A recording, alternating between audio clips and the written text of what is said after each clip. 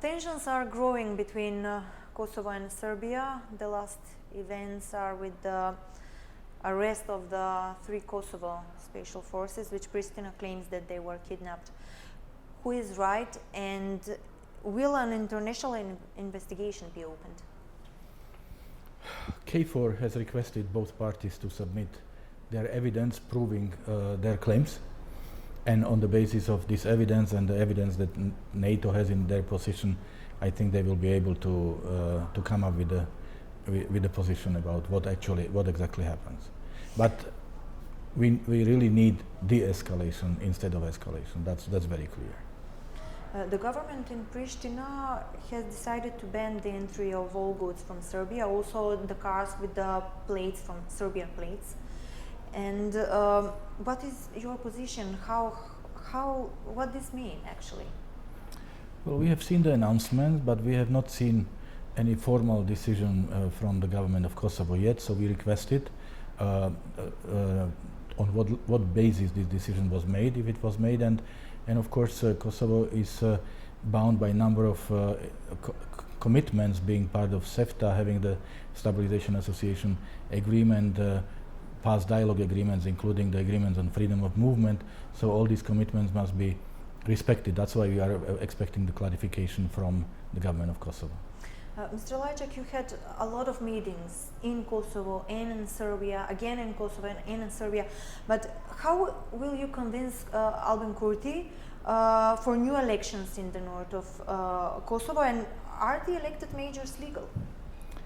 Albin Kurti is not questioning the need to have early elections, but the difference between his position and our position is that we believe that the elections need to be held as soon as possible, and prior to this we need to de-escalate the situation. That means to get the people off the street, and for this to happen, government of Kosovo has been requested by the European Union, by the United States, by other partners to make sure that the mayors will operate from different locations other than official municipal buildings. And the elections were legal, and the mayors were elected in a legal way, but legality is different from legitimacy or representativeness. Of course, it's impossible to call the elections representative when you had a participation of 3.4% and practically 0% from the majority population. So that's why European Union in its first statement after the election said that these elections do not give answers to the questions we are facing, and therefore we need a political solution. And the political solution can only be achieved through new elections with the participation of Kosovo Serbs. How you will restore the dialogue between Belgrade and Priština? Where is concrete the political solution between them?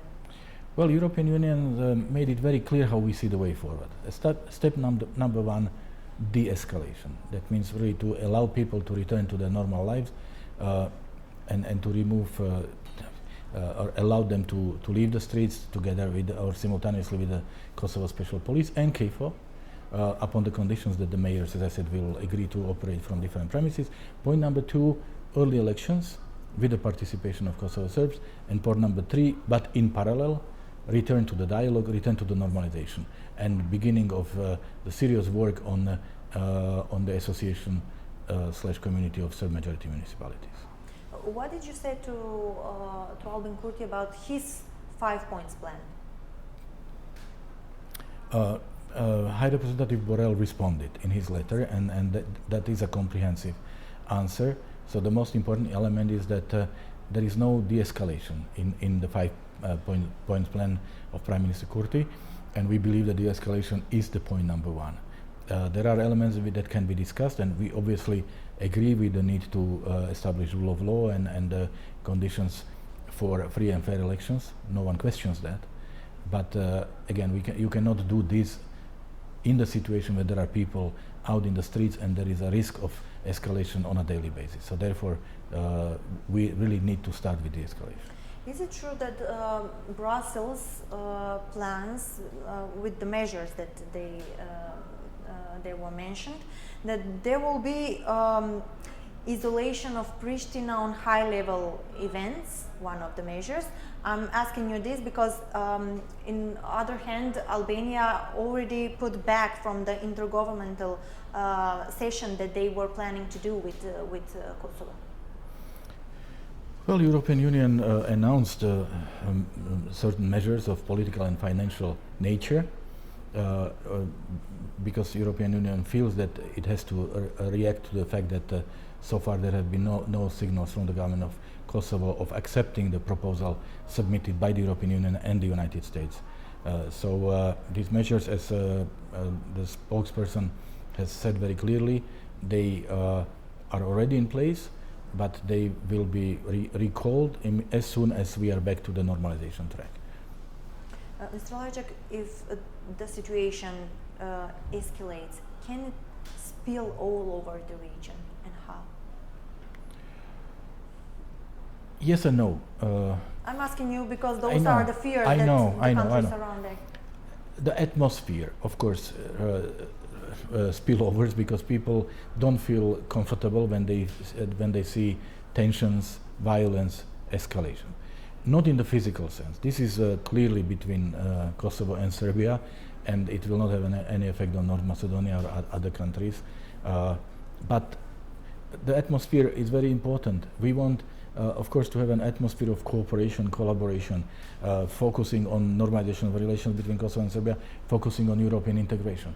Instead, we are busy again with the crisis management. So that's not good for the region. So there is no risk of spillover in a physical sense, but of course politically, mentally, psychologically, it already has a negative impact on the rest of the region. My last question is domestic question about our situation here in Macedonia, now North Macedonia. We are in a debate for changing the constitution. What will happen, and if we don't start the negotiations now?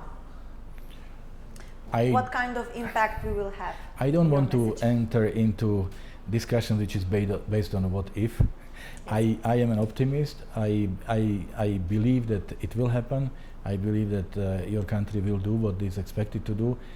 Your country has done this many times in the past. It is very much appreciated by the European Union and the wider international community. And I really trust your government, your Prime Minister, your leaders, that they will find a way how to meet this requirement, which I really expect them to wide open the path towards European Union. Thank you very much. Thank you.